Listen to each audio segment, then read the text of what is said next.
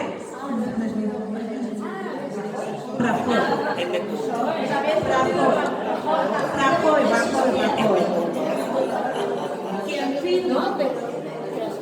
Quien firma ese traspaso de competencias. Sí, que no es una. No, esto es verdad. Tenemos el papel, ahora te enseño. En la Junta. Desde la Junta, ese papel lo firma Mariano Rajoy Brey como secretario de la Comisión Mixta. Efectivamente no pone ni M punto ni nada parecido, pone bien clarito. Nos damos cuenta, ¿no?, de que ¿sabía o no sabía Rajoy lo que estaba firmando? Bueno, nos encantaría preguntárselo algún día, pero nos damos cuenta de cuántos nombres empiezan a sonarnos respecto al patronato. Este traspaso de competencias en realidad no acaba hasta 1986, que es cuando se traspasan las competencias a Navarra. Pero si el patronato se disuelve por decreto en el 85, ¿por qué estamos traspasando unas competencias de algo que ya no está funcionando? Y se disuelve con ese decreto y con una ley de presupuestos que hace que, bueno, desaparezca de una forma sin mucho ruido. Pero he dicho que iba a matizar esto. ¿Qué pasa en el 85? Se abren las puertas de estos conventos, de estos reformatorios, y las niñas que todavía seguían tanto encerradas como siendo encerradas por primera vez, les abren las puertas y les dicen, ya podéis salir a la calle. ¿Y qué hacen estas niñas? Pues no sabemos qué pasa con estas niñas. Lo que sí sabemos es que las órdenes religiosas femeninas continuaron viviendo, ocupando esos conventos. Ya no eran reformatorios, pero seguían siendo conventos. Ahora ya no hablamos de patronato de protección a la mujer, pero hablamos de que esas mismas órdenes religiosas femeninas continúan recibiendo dinero público, continúan siendo premiadas por su labor a favor de los derechos de las mujeres. Y en lugar de niñas como Inmaculada o como tantas otras que fueron encerradas en el patronato, atienden a mujeres migradas, víctimas de trata, víctimas de violencia de género, y lo siguen haciendo. Y en muchos casos nos dicen, bueno, pero no son las mismas monjas. En algunos casos, desde el 85 aquí, algunas siguen vivas. Todavía algunas, todavía los jueces todavía. Murieron todos. Sí, y ya se preguntó. Después de publicar el libro, ¿qué esperáis que ocurra con esta historia? ¿Qué tipo de reparación, reconocimiento o memoria pública creéis que siguen pendientes para Inmaculada y para todas las mujeres y niñas atravesadas por el patronato? Me alegro de que me hagas esa pregunta. Esa es mi favorita. Bueno, la verdad es que de un tiempo a esta parte, gracias al trabajo de las investigadoras, pues se ha avanzado muchísimo. Hemos pasado de que prácticamente nadie supiera lo que era el patronato hace al menos 5 años, ¿no?, a que ahora realmente ya sepamos, al menos las convencidas, ¿no?, en el feminismo, y la gente de la memoria, etcétera, ¿no?, ya empezamos a saberlo, ¿no? Ya no es algo que esté completamente oculto como antes, ¿no? Entonces, afortunadamente, ha habido alguna reacción política, ¿vale? De hecho, hubo un acto de conmemoración a las víctimas y supervivientes del patronato realizado por parte del Gobierno de España, ¿no? Fue hace apenas unos meses en Madrid. Bueno, muy bien. Pero eso de forma tangible, ¿qué es? Bueno, pues les han dado un diploma que ahora tendrán enmarcado en el salón de casa. Yo es que estoy un poquito harta de los diplomas, porque con diplomas no llegaron a los consejos de administración de las grandes empresas del IBEX 35 los descendientes de los vencedores. No han llegado con diplomas, han llegado con dinero. Y resulta que aquí se habla mucho de las paguitas para buscar la tumba del abuelo, pero yo no he visto esa paguita en la vida. Y eso es lo que creo que debería de empezar a hacerse. Indemnizaciones e intentar reequilibrar las desigualdades que seguimos sufriendo en este país por ser descendientes de los vencidos y las vencidas o por ser descendientes de los vencedores. Esa desigualdad es que no se ha equilibrado prácticamente en 100 años desde que el golpe de Estado se fraguó por parte de Franco y a los grandes empresarios como Juan March, ya sabemos, y por supuesto la Iglesia Católica, ¿no? Entonces tenemos que empezar ya las reparaciones económicas, porque esto, por ejemplo, en Alemania también empezó con reparaciones económicas. Yo siempre digo que en Alemania se tuvo la suerte de que, claro, hubo un fin de guerra, la Segunda Guerra Mundial, y entonces, ¿qué se hicieron? Pues constituciones, tanto en Alemania como en Italia, que nacieron del antifascismo y, por tanto, en sus propias constituciones estaba el concepto antifascismo, ¿no? ¿Qué pasó en nuestro caso? Que vivimos en una anomalía democrática. Pasamos a la democracia a través de unas reformas, a través de reformas legislativas. De hecho, el propio jefe de Estado, sucesor del dictador, nunca juró la Constitución. Juró lealtad a los principios del movimiento. Por eso creo que ha sido muy coherente Juan Carlos durante toda su vida. Pero claro, ahora estamos en 2026. Lo siento. Pero es que estamos hablando en el caso de Inmaculada, ¿y por qué digo solo el caso de Inmaculada? Porque creo que el caso de Inmaculada puede ser el primero de muchos, no porque se tenga evidentemente que quedar en ella. Pero es que a mí me interesa mucho que se hable de Inmaculada y se conozca su caso porque es del 83, vuelvo a decir. ¿Qué quiere decir que sea del 83? Ya lo he dicho antes, que había una Constitución. Muy bien, esto es de esas cosas que Marta ha dicho antes, que gracias a Vicky Rosell, nosotras de alguna forma tomamos conciencia de lo grave que es el asunto, ¿vale? Porque en el 78, cuando se aprueba la Constitución, se aprueba un artículo que dice que ninguna persona puede estar retenida sin resolución judicial más de 72 horas. ¿Inmaculada tenía alguna resolución judicial? No tenía ni atestado de la policía. ¿Y eso sabéis cómo lo sabemos? Porque el juez lo pregunta. El juez pide la resolución judicial. Y la directora del centro dice, uy, yo no tengo nada de esto. El juez pide, pues el atestado de la policía. Ay, no tengo atestado de la policía. ¿Ahora entendéis por qué el juez pone suicidio en la carpeta? Pues porque si se demuestra que ella muere en extrañas circunstancias, estando tutelada por el Ministerio de Justicia, ya en el 83, eso correspondería a una indemnización millonaria para la familia. Si hay suicidio, no ha sido culpa de nadie, ha sido la voluntad de la niña. Entonces, ¿qué es lo que quiero? Pues quiero, o queremos que a partir del caso de Inmaculada se deje de hablar de este tema como un caso de memoria más, porque yo estoy harta ya. La ley de amnistía aquí no opera. Olvídense, señores jueces, de volver a insistir en la justificación y en esta excusa ya sempiterna de la ley de amnistía del 77 no nos permite juzgar los crímenes del franquismo. Bueno, ya está, cállense porque es del 83. Entonces yo creo que empezar por Inmaculada abriría la puerta a empezar a pedir rendiciones a la Iglesia Católica a través de las órdenes religiosas femeninas y órdenes seglares que se encargaron de los centros de patronato, a quitarles las subvenciones y no dejarlas que se vuelvan a ocupar de absolutamente ningún servicio prestado a lo público hasta que no cooperen con la justicia y con las víctimas y supervivientes, a dilucidar sus orígenes, a saber a quién entregaron los niños que parieron esas madres en las maternidades del patronato.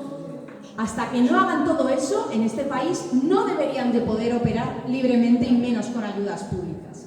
Y a partir de ahí ya hablar de una comisión de investigación para depurar responsabilidades políticas de quién permitió que estas cosas siguieran pasando. Yo tengo un nombre ya. El presidente del gobierno en el 83. Empecemos por ahí si quieren.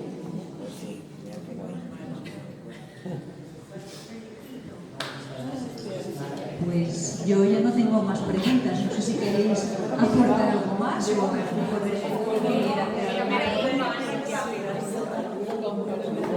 Sí, ya estaba tarde de miedo.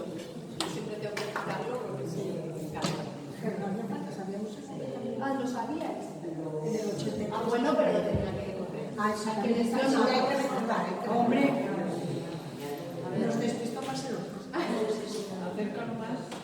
A ver, hace unos meses estuvieron aquí supervivientes del patronato y fue terrible. No sé si algunas personas estuvisteis en el Ateneo de la Calzada. Fue impresionante. Bueno, nos quedamos totalmente conmovidas. Como estamos hablando de anteayer, es que no estamos hablando de los años 50, estamos hablando, como decís vosotras, del 83, del 85. Y estas mujeres ya son mujeres mayores y ya se han organizado y hablaban de miles de mujeres. Es que no estamos hablando del caso de Inmaculada, es que hay muchas Inmaculadas, hubo muchísimas. Hubo mujeres de clases muy humildes, es verdad, niñas de clases muy humildes, pero incluso una de las mujeres que aquí estuvieron dando testimonio eran de una familia de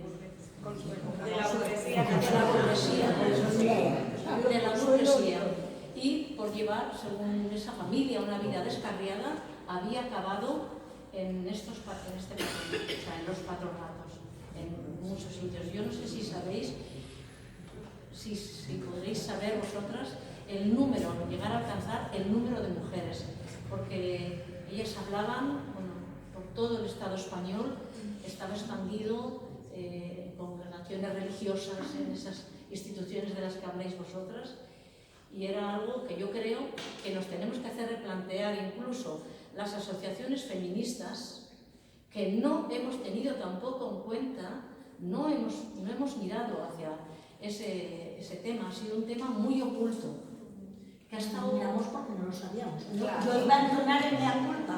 Yo que sabía dónde daban hostias los grises, los otros dónde deberían, dónde llegaban, no sabía en Gijón que pudiera existir una congregación. Yo ya lo siento, me siento compugida, avergonzada. Claro, como soy feminista, pero no puedes luchar contra el Estaba muy oculto, es cierto. Estaba muy oculto, es cierto, pero que en muchos colegios religiosos siempre hemos conocido a niñas que no eran, que las veíamos haciendo los servicios, y esas niñas formaban parte de esas instituciones. Y yo misma lo he conocido, y nunca, hasta que no conocí a estas mujeres que vinieron aquí a Gijón, estas supervivientes, es cuando caí en la cuenta que esas niñas que yo conocía en ese colegio de las monjas donde me llevaron eran de estas instituciones, y no las veía nunca en el aula, solo las veía limpiando. Entonces a mí me parece que tenemos una deuda social increíble con estas mujeres, y que desde luego la memoria, ellas estaban muy críticas con los pasos que estaban dando para que se les reconociese, se les reparara, y estaban muy críticas incluso a día de hoy con los pasos que ellas estaban dando.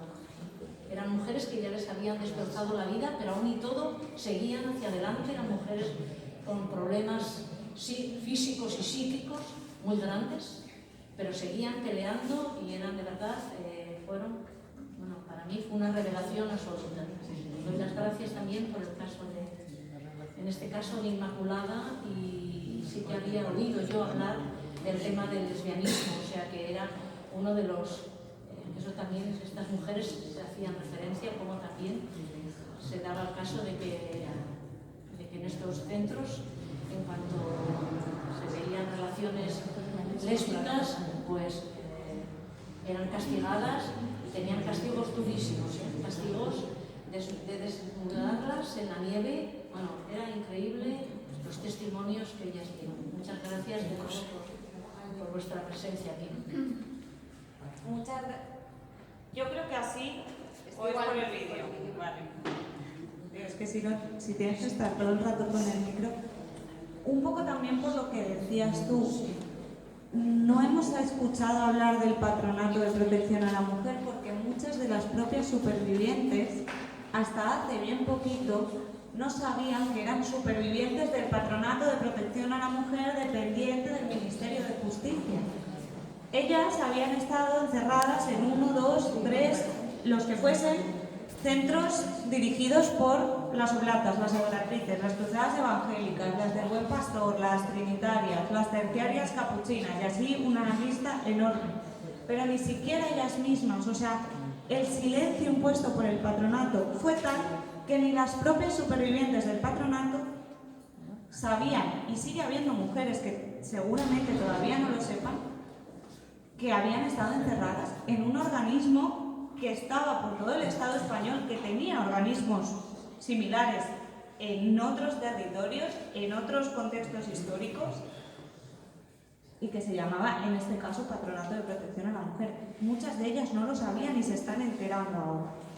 Las cifras, nos encantaría dar una cifra de esos más de 40 años, pero esa negligencia en la custodia documental no aplica solo al caso individual de Inmaculada, aplica a todo el patronato.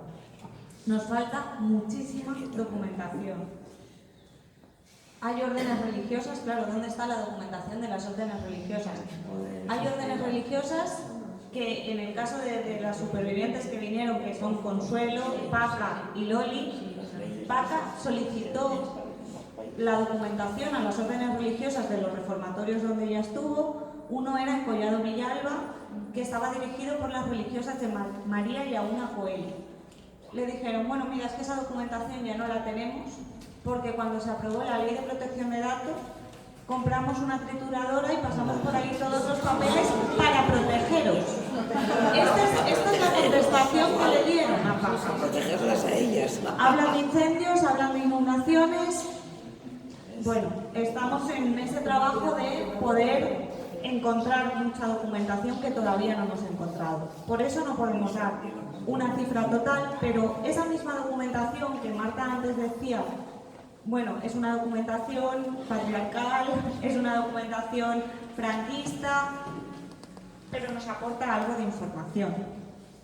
Hay que entenderla siempre sin perder de vista quién la escribió, pero nos aporta algo de información. En 1964 dicen los papeles del patronato que estaban encerradas en todo el Estado español 41.335 niñas. Es 64. Más de 41.000 niñas.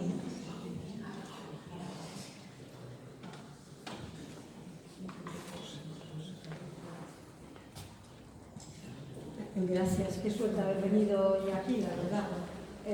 Hace unos meses estuve en Vigo y fui a un acto de memoria democrática en donde participó la viuda de la alcaldesa de Porriño, de Eva García de la Torre, que murió en el 21. Eva García de la Torre fue una niña a la que ingresaron con meses en uno de estos patronatos y fue una de las niñas que en el 85 la echaron porque había acabado la institución. Vivió en la calle porque no tenía un poco lo que pasa con algunos menas de hoy, ¿no? Esta cosa de duermen en la calle y ya bueno, logró salir adelante, estudió Derecho, ha sido alcaldesa de su pueblo, abogada, etcétera, etcétera, etcétera. Y la viuda nos contó un poco cosas de Eva y de ese periodo. Una de las cosas más escalofriantes de todo lo que contó es que ya casadas, Eva le empieza a hablar un día de que ella había vivido en el patronato por casualidad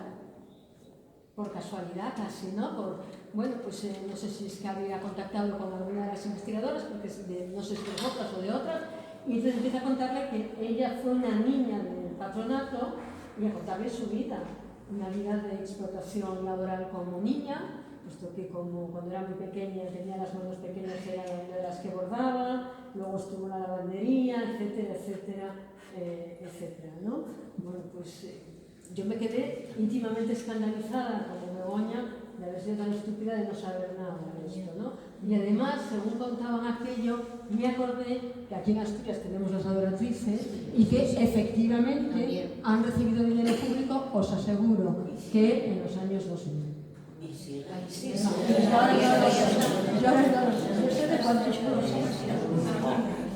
Y justamente para atender a adolescentes embarazadas en contra de la opinión familiar. Yo quería... Sí, luego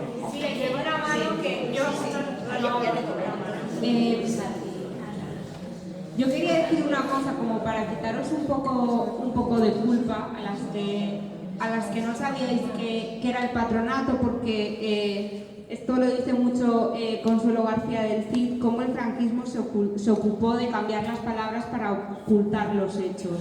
Yo estoy segura de que si os nombramos Patronato de Protección a la Mujer no sabéis lo que era, o no sabíais lo que era, pero si os decimos que si sabíais que en el franquismo había colegios o había reformatorios gestionados por monjas donde llevaban a las chicas rebeldes o a las chicas que se portaban mal, todas estáis asintiendo, o sea que realmente en el imaginario colectivo o en el imaginario de todas las mujeres, incluso de nosotras que no lo hemos vivido, pero que sabemos que nuestras madres, nuestras tías o nuestras abuelas sí, el miedo a acabar encerrada en un colegio de monjas o en un reformatorio gestionado por monjas se inoculó en las mujeres durante muchísimos años, ¿no? Entonces, ese si te portas mal te llevaremos a las monjas, sí que lo conocíais. Entonces yo creo que también, bueno, pues quitarnos un poco de culpa en cierto modo, porque es cierto que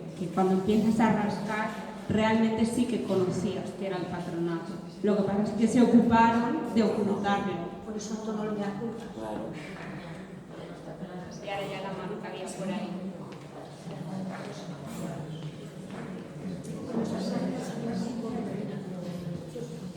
Tengo una pequeña confusión, porque yo como no sé, el patronato no lo conocía. A ver, yo trabajo en protección de menores desde hace 25 años, entonces por ciertas cuestiones he tenido que conocer el sistema anterior a la democracia. Entonces, yo sé que había tribunales tutelares de menores, pero por lo que estoy viendo, estas mujeres, los tribunales tutelares de menores se crearon en el 48. Y luego también teníamos, para protección de menores, entendida como asistencialista, caritativa y reeducativa, el auxilio social, ¿vale?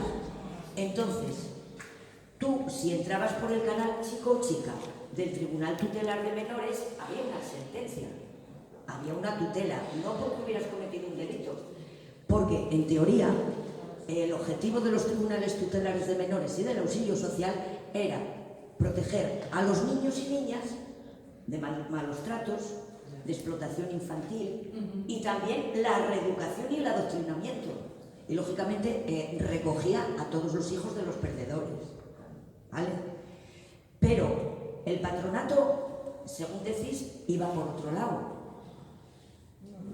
O se entraba también por el canal de... Porque si estaban tuteladas, tendría que haber papeles de tutela. Tendría.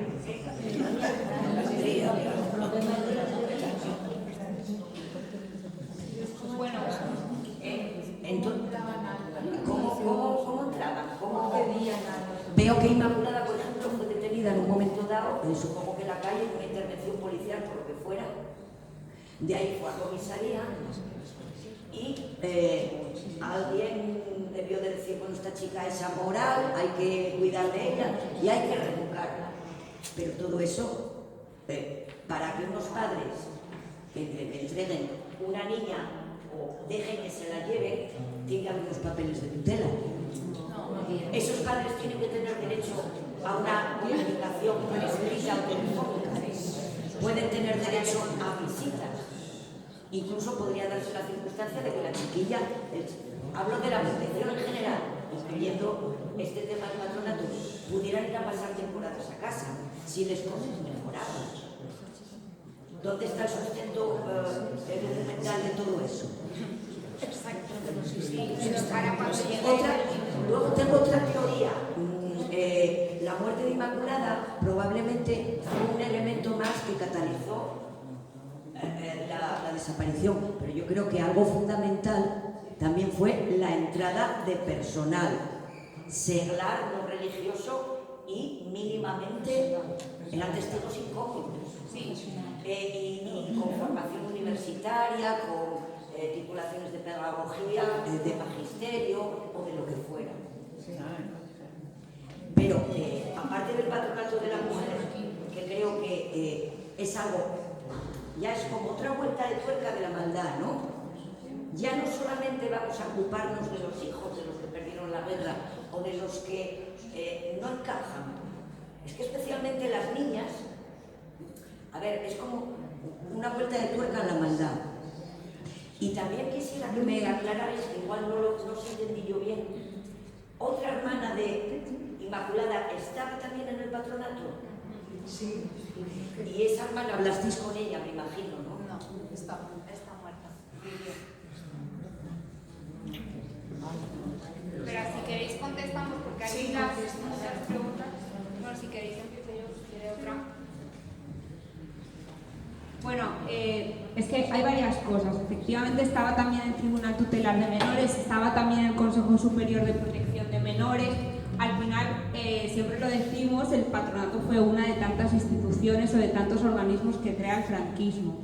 Es cierto que muchos... Uy, qué gallo me ha salido. Perdonad. Es cierto que en muchas ocasiones las líneas entre, o las líneas o las diferencias entre las diferentes instituciones o los diferentes organismos son difusas. De hecho, en el mismo centro de San Fernando de Henares, en Nuestra Señora del Pilar, convivían niñas tuteladas por el Patronato de Protección a la Mujer y también por el Consejo Superior de Protección de Menores. O sea, en el mismo edificio se podía dar casos de que hubiera diferentes niñas o de diferentes organismos allí. Pero es cierto que en el caso del patronato, además, es bastante, tú lo decías, ¿no? Bastante curioso o bastante, como que te indigna mucho más porque digamos que las niñas podían llegar al patronato de protección a la mujer de muchas maneras. Una de las maneras en las que tú podías llegar era pues, por la denuncia de la policía. De hecho, había policía que se dedicaba a vigilar los espacios problemáticos o los espacios que podían ser polémicos, ¿no? Pues cines, bailes, piscinas, playas, todo este tipo de espacios donde se entendía que se podía producir cualquier acto inmoral, ¿no? Por parte de las mujeres. Y muy importante siempre por parte de las mujeres, porque no existió ningún patronato de protección al hombre.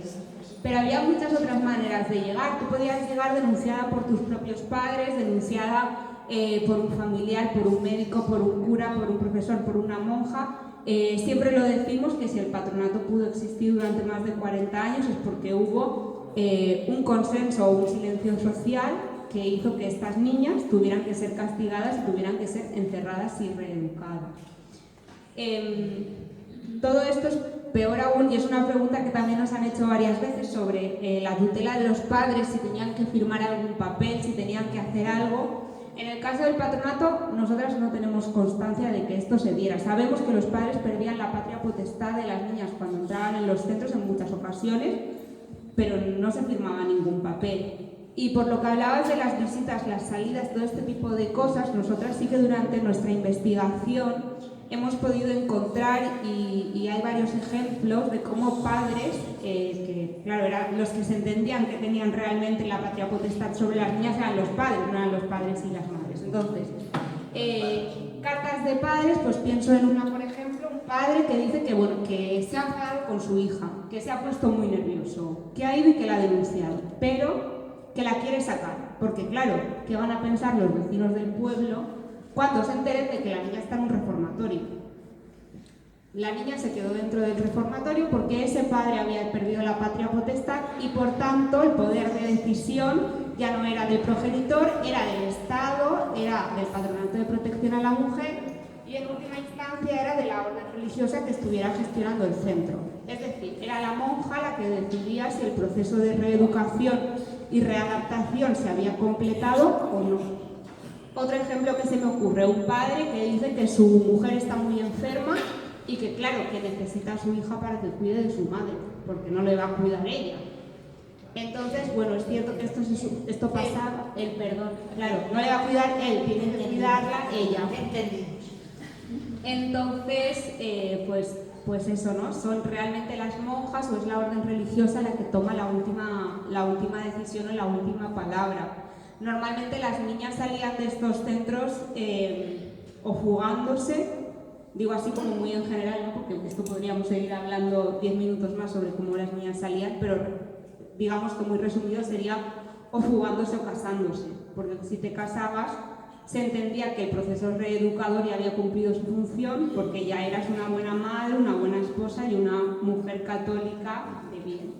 Y no sé si me he dejado algo por contestar.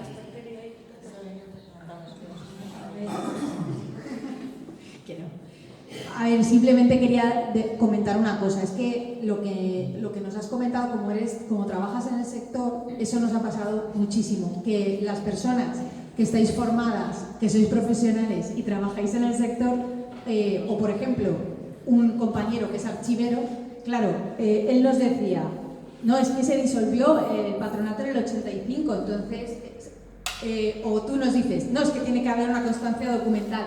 Claro, es que estáis hablando desde una mirada de la democracia y desde la burocracia, digamos, como ordenamiento, ¿no?, de las cuestiones que suceden en la sociedad. Pero es que estamos hablando de un momento de oscuridad y de impunidad. O sea, no les importa en absoluto que no haya ningún documento. Pero si es que estamos hablando de una época en la que hasta te robaban el bebé, quiero decir, ¿qué prueba pedías tú a la monja que te decía que tu hija se había muerto heladita de frío? Ninguna. ¿Ella qué te traía? Claro, pero no te dejaba. ¿Y no te dejaban y pasaba algo? ¿Alguien llamó a la policía para decir que la monja no le dejaba ver al niño? No, porque el miedo es el mayor bloqueador que existe en cuanto a, en ese momento, ¿no?, para poder, digamos, claro, para hacer que no reaccionen, ¿no?, de la forma en la que lo haríamos ahora mismo, incluso en los 80 y en los 90, seguro que muchas también pensáis que actuaríais así, y seguramente es cierto. Pero claro, estamos hablando de 40 años en donde esta era una forma de hipervigilancia a las niñas que se habían garantizado en el franquismo por si acaso no funcionaba la sección femenina, no funcionaba el auxilio social, por si acaso la obra para las mujeres, la obra de redención de mujeres caídas no funcionaba. No había escapatoria. Eso era lo que necesitaba que entendieran todas las mujeres y niñas. No hay escapatoria para quien no quiera ser un ángel del hogar, que es lo que necesitamos en el régimen para perpetuar nuestros privilegios. Ya está.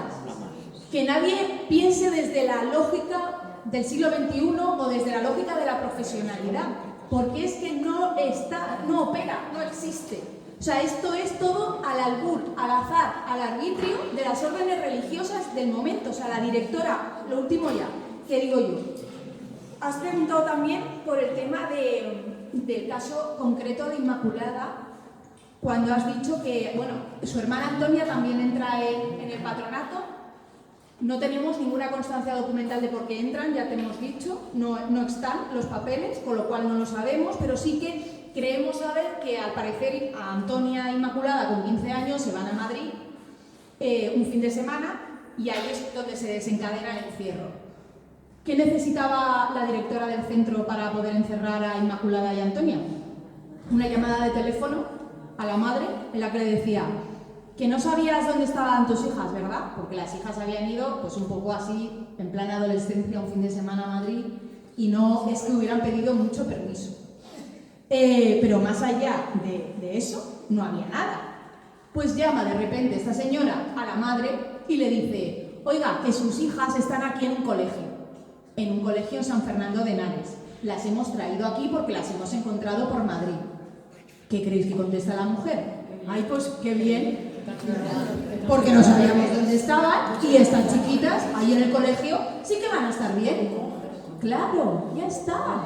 ¿Qué documentación necesitó esa señora y qué necesitaba una monja acreditar para decir que es que, bueno, no era una monja, era seglar, pero bueno, para caso lo mismo? ¿Qué necesitaba ella justificar para que una familia dejara que su hija se quedara ahí porque sabía que el poder lo tenían ellas y él no?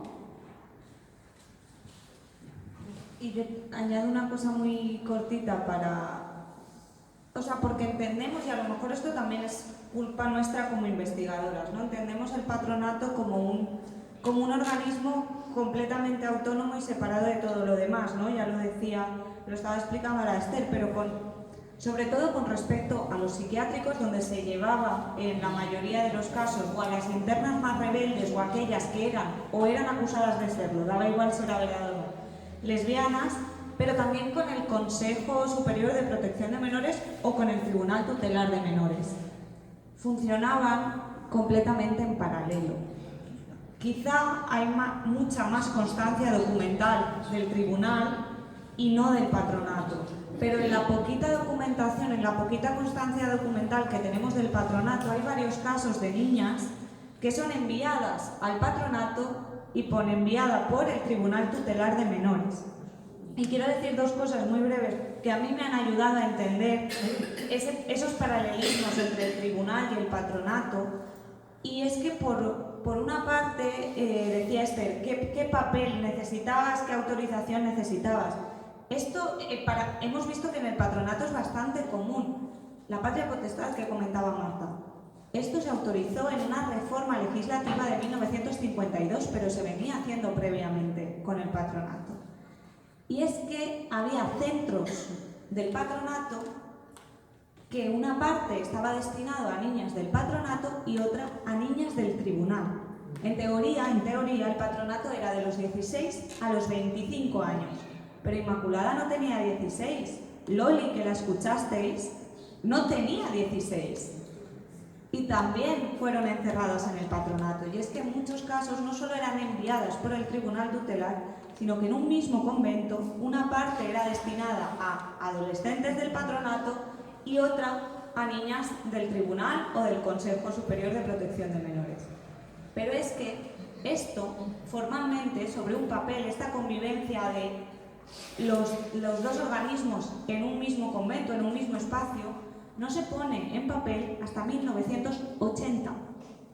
En 1980 hay una norma que tiene 3 párrafos que viene a decir algo así como que el gobierno autoriza al Consejo Superior de Protección de Menores a utilizar conjunta o separadamente todos los reformatorios del patronato que necesite. Esto está en el BOE. Ya se venía haciendo, pero legalmente queda constancia en 1980. Digamos que estamos hablando de 30 o 40 años de ilegalidad. Y de que el patronato era un agujero negro que es. Sí, y que iba probando, digamos que iba probando las necesidades legislativas que tenía la institución. Después, una vez ya venía practicándolas durante mucho tiempo. Y acabo precisamente con la historia de Eva García de la Torre, ¿no? Que en su caso sí que por edad cuadra, pero Eva García de la Torre no entra en el patronato. Ella entra de bebé en una casa cuna. Después está en una cantidad de centros, o sea, no me lo sé de memoria, pero varios centros de la obra de protección de menores. Cuando cumple 16 años, ella está en la casa de unos hombres que desde el último centro en el que ha estado le han conseguido un trabajo de interna en casa de este matrimonio, y a ella le descubren una carta que le envía una monja con la que tenía buena relación, una carta en la que Eva confesaba que creía estar enamorada de la dueña de la casa, de la mujer del matrimonio. Y ahí sí, en su caso, sí hay un juicio. Hay un juicio, es acusada de ser lesbiana y es encerrada ya en un centro del patronato. En este caso sí con 16 años, sí que digamos que se cumple la ley de 16 a 25. Pero ¿cuál es todo el recorrido de Eva hasta llegar a un centro del patronato? También hay casa cuna, hay tribunal tutelar, hay juicio. Cada historia es un mundo, hay historias en las que sí hay algún tipo de juicio, algún tipo de documentación, hay historias en las que sí se cumple esta edad, hay otras en las que no, porque no era el patronato una cosa, el tribunal tutelar otra cosa, los psiquiátricos otra, estaba todo completamente vinculado. Y aunque tuviesen su propia Junta Nacional, sus propias formas de funcionar, llegaba un punto en el que ambos caminos se cruzaban, ¿no? Y hablar del patronato es hablar también de protección de menores. De hecho, y esto es lo último, la foto de la portada, el sello, que esto evidentemente es una composición, o sea, el sello es original, pero la portada es una composición, ¿no?, de la diseñadora. En el sello que estaba en la documentación que encontramos sobre el caso de Inmaculada, pone Escuela de Formación Nuestra Señora del Pilar, Consejo Superior de Protección de Menores, Patronato de Protección a la Mujer. Todo junto. Por ahí había una más. Sí. Pero No, tú primero, ¿no? Porfa, que por aquí no. Yo la primera vez que oí hablar del patronato me hizo pensar en el caso de Irlanda, de las lavanderías, que bueno, ahí que empezaron mucho antes, en el siglo XVIII, pero que ha durado hasta el 96, La gran diferencia es que ahí no han tenido realmente una dictadura como nosotros. Entonces, el nexo común es la Iglesia Católica. O sea, las órdenes religiosas que se hacen. Pero otra gran diferencia es que se hizo una investigación. Y se ha creado un fondo multimillonario de reparación para las víctimas. ¿Vosotros pensáis que esto puede alguna vez ocurrir aquí en España? Porque no estamos hablando precisamente de los regímenes. Es un país muy católico, muy aferrado a las órdenes religiosas y sin embargo ha podido llegar a eso. Las lavanderías católicas de la Pregunta que lleva mucho rato. No, si no es una pregunta, es más bien una reflexión. Bueno,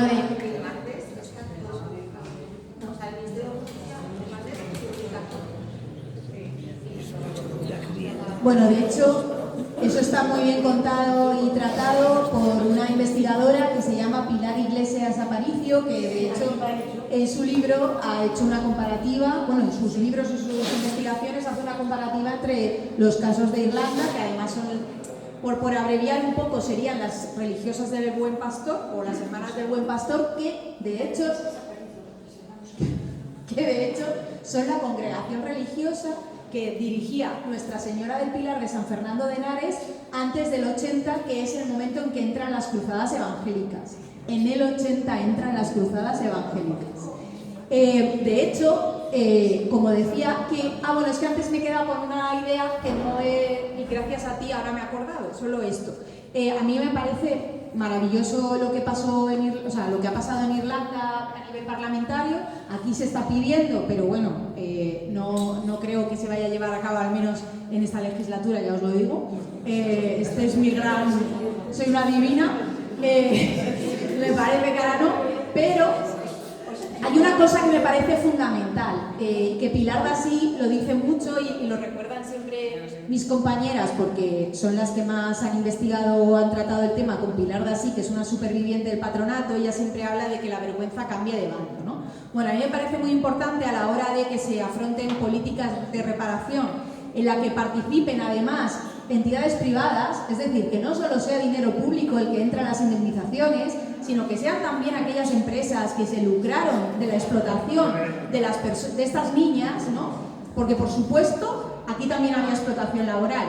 Por supuesto que hubo empresarios del régimen que se beneficiaron de no pagar los sueldos justos a estas pobres internas. Eso igual que pasaba en la obra de redención de penas por el trabajo en las cárceles de hombres y las de mujeres, pasaba también en el patronato. Aquí pensad que se forraron bastantes. Bueno, no bastantes porque realmente era un porcentaje mínimo de la sociedad, pero sigue siendo, como decía antes, que, perdonad por repetirlo, pero es importante, siguen siendo los ascendientes de quienes ahora detentan el poder económico y de los que casi no sabemos ni los nombres y apellidos, porque eso también, esa opacidad, impera también como en el tema de las órdenes religiosas. Aquí todas oímos oblatas trinitarias, pero nunca tenemos nombres y apellidos en la cabeza para poder localizar a quienes son responsables de esto. ¿Qué pasa en Irlanda? En Irlanda pasa que ha dado vergüenza. Ha dado tanta vergüenza conocer lo que pasaba en las lavanderías, se ha generado tal clamor social que no han podido no reaccionar. O sea, y entonces tuvieron que reaccionar haciendo una comisión de investigación. ¿Qué pasó cuando decía antes que en la Segunda Guerra Mundial ganan los aliados y entonces se producen procesos de desnazificación, por ejemplo, en Alemania? Pues aún así, ellos se quejan de sus procesos de desnazificación, que claro, a nosotros nos parece la leche. pero en sus procesos entró la vergüenza de las empresas que se habían lucrado con el trabajo de los prisioneros en los campos de concentración. ¿Sabéis quién crea el primer fondo económico, como bien decía la compañera, en Irlanda? En Alemania, Hugo Boss, todas estas empresas Siemens, todas las grandes empresas sintieron tanta vergüenza, no por lo que hicieran, sino por cómo lo estaba recibiendo la gente, que tuvieron que hacer un gesto, y el gesto fue poner pasta para un fondo para que se pudiera reparar económicamente a todos aquellos que pudieran demostrar que habían sido explotados por esas empresas. Es que eso a mí me parece tan maravilloso, pero para eso, ¿sabes? Es que para eso necesitamos que la vergüenza cambie de bando y que socialmente haya un clamor diciendo órdenes religiosas, o sea, yendo y diciéndoles Feliciana Sánchez. Feliciana Sánchez es el nombre y apellido de la directora del centro de Nuestra Señora del Pilar. Sigue viva y, por supuesto, no ha querido participar en este trabajo. Le hemos mandado mogollón de correos a diferentes cuentas. Pero esta señora, por ejemplo, esto lo cuenta siempre María, no sufrió ningún tipo de castigo por haber sido la directora de un centro en el que murió una niña en extrañas circunstancias. Que va. Es cierto que también, como decía la compañera, el hecho de que se acabara con el patronato tuvo mucho que ver el que ya entraron trabajadoras públicas. Hombre, por supuesto, pero es que esas trabajadoras públicas estaban con las manos atadas, porque quien seguía dirigiendo los centros, aunque entraran ellas, seguían siendo las órdenes religiosas o seglares. Feliciana Sánchez seguía siendo la directora, a pesar de que hubiera ya al menos 5 o 6 trabajadoras públicas, si no más, trabajando también en San Fernando, porque las normas las ponían ellas. La directora, ¿sabes qué norma ponía? Que las trabajadoras públicas no podían trabajar ni por la tarde ni los fines de semana. Solamente podían hacer horario de mañana. Así que una de las trabajadoras públicas, que es Clara, nos decía, claro, yo imaginaba que pasaban cosas, pero yo ¿cómo iba a saber lo que pasaba cuando yo me iba? Que era toda la tarde y era la noche. Yo solo llegaba por la mañana y a mí pues me venían además las niñas, pues las que me venían a hablar, porque era la trabajadora social, pero no venían todas a contarme cosas, ni tampoco me contaban todo, porque siempre había pululando alguien de las cruzadas. Entonces, lo del 80 también lo que te quería comentar es que en el 80, cuando entran las cruzadas evangélicas a través de un contrato con el Consejo Superior de Protección de Menores, no solamente es esto lo digo solo, que no voy a contároslo todo, pero es que en el 81 se hace una reforma del pabellón B, que es, en Nuestra Señora del Pilar hay 2 edificios, un edificio que lo llamaban el pabellón A y otro que le llamaban el pabellón B. Desde la ventana de la que presuntamente cae Inmaculada, es de una planta que se reformó en el 81. 81. Se reforma en el 81 con un diseño para ser utilizado como centro de referencia para niñas violentas.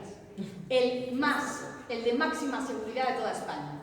Eso estaba preparado, esa planta, para recibir a las niñas más salvajes, violentas, se supone, de toda España, con una reforma realizada en el 81 por el Consejo Superior de Protección de Menores. No estoy contando cosas que pasaron en el 45, os estamos contando cosas. ¿Eso qué quiere decir? Que Inmaculada estaba en el área de En el área de máxima seguridad, en las celdas de catarsis, ¿cuál es la otra palabra? En las celdas de reflexión y catarsis, como las llamaban. Solo os doy un elemento de esas para que os imaginéis. Las camas eran de obra en esas habitaciones. De obra, ¿entendéis? Que no había colchón ni había... Bueno, colchón había. Somier, que no había somier, no existía el somier, por ejemplo.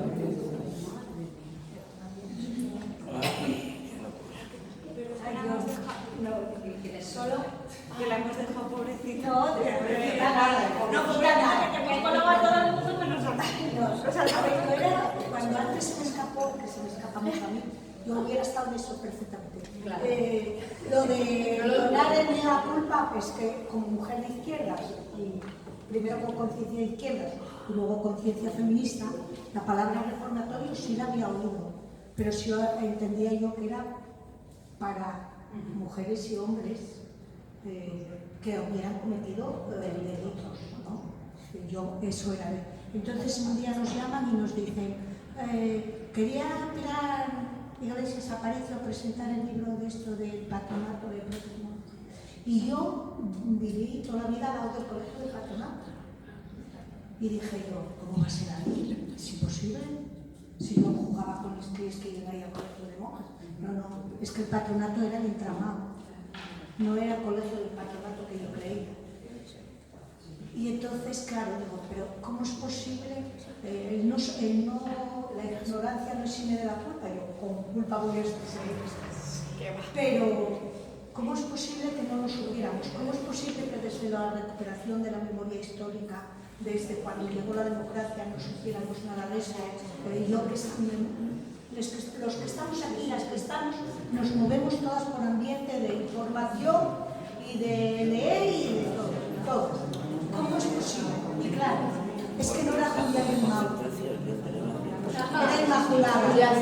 Y Julián Grimao, por favor, no quiero comprar.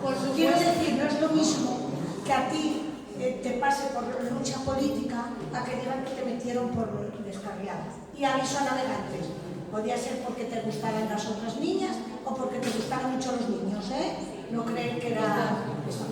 Entonces yo haciendo memoria y hablando con un hermano que tengo que tiene una memoria, como salió la palabra adoratrices, digo, yo me acuerdo de una vez siendo yo muy cría, que oí preguntar, ¿no habrá venido por aquí Carmen Sedalegui? Carmen porque se escapó de las adoratrices. Y dijeron, yo vivía en un barrio, y éramos los dueños de la. Dice, no sé qué dijo, igual con el padre, es que el padre y la madre no pueden con ella. El padre y la madre no pueden con ella. Yo no sé lo que pasaba la no sé lo que podía pasar, pero repito, en tono de la culpa, y creo que todos los que estamos metidos en lo de la memoria histórica y la recuperación y todo esto, debemos de entonarlo y debemos de darnos las gracias y mirar dónde está la gente joven cuando preguntan ¿dónde está la gente joven que no está en esa asociación? Pues está trabajando.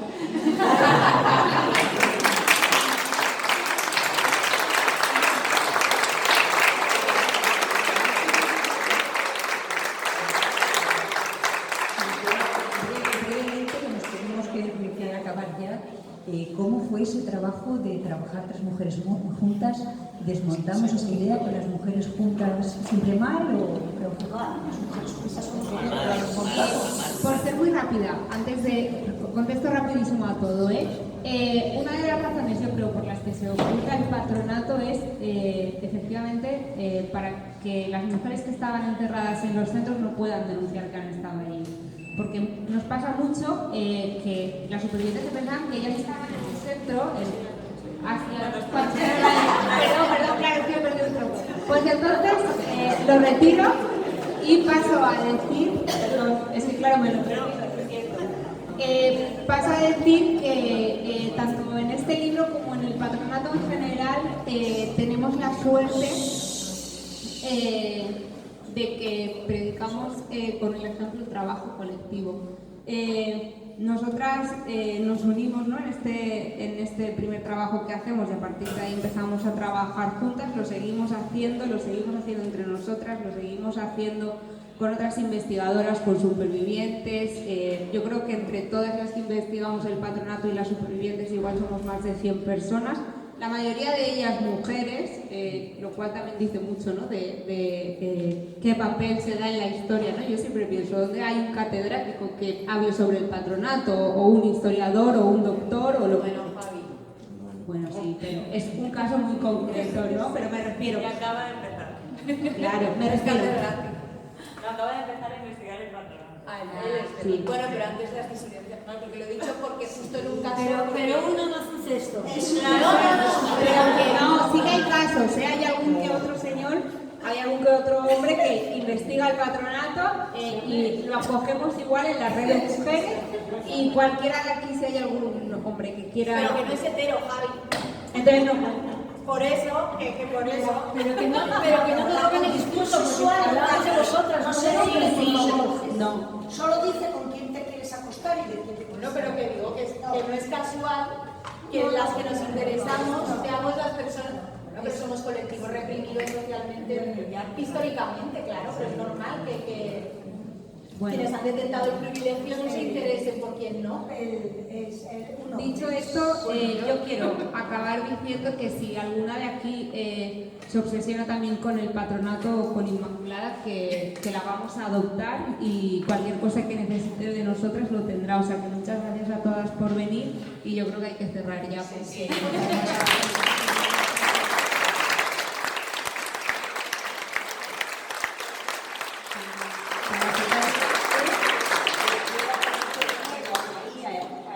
Marta, el enorme trabajo realizado y la generosidad de compartir con nosotras este libro tan necesario, que nos ayuda a nombrar, comprender y preparar una parte de nuestra historia, que no quiere seguir permaneciendo en silencio. Gracias también al público por acompañarnos y por acercarse a este tema con tanto interés. Os invitamos a comprar el libro, a leerlo y a compartirlo, porque historias como la de Inmaculada necesitan ser conocidas y recordadas. Muchas gracias a todos.